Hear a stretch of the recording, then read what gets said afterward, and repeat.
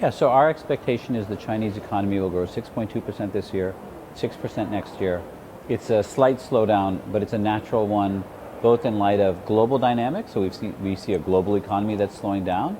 China's growth has been built on openness to the world, so China, of course, is affected by this global slowdown. But also, over the last 40 years, the Chinese economy has gone through this unbelievable growth spurt. And as the economy gets larger and larger and larger, it's only natural that its pace of growth starts to consolidate.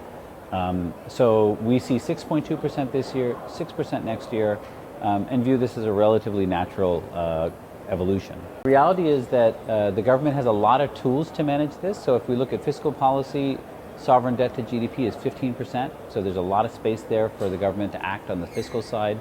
If we look at monetary policy, there's a lot of room for maneuver, not to mention structural reforms, which are also ongoing.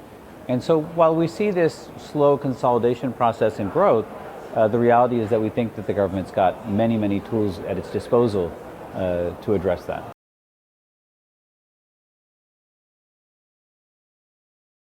Well, I think the foreign investment law is a very, very important and impressive measure.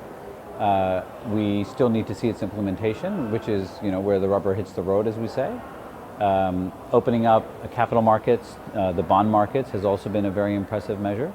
I think more generally, if we look at Chinese growth over the last 40 years, it's always been, a series of mountain climbs, one after the other.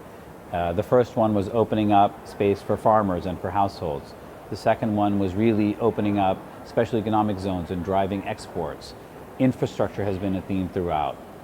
More recently, we've seen a focus on financial deregulation and on education. And I think we're at a point where China is really looking up the next mountain, and it's planning how it's going to drive the next phase of Chinese growth. These laws are really important parts of that.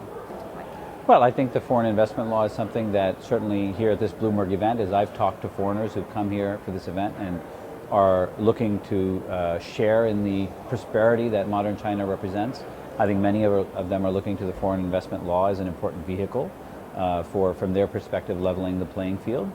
And so I think that's important. And I think always the deregulation of capital markets is always an important indicator of integration into the global economy.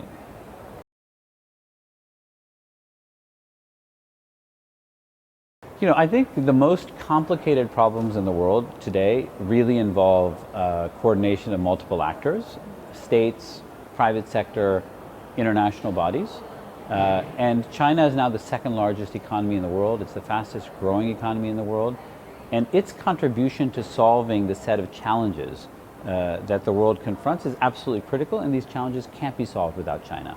So let's take the issue of climate change. There is no net zero world without a net zero China. It's a simple impossibility. And so I think the entire world has a vested interest in China, and China has an interest in the world.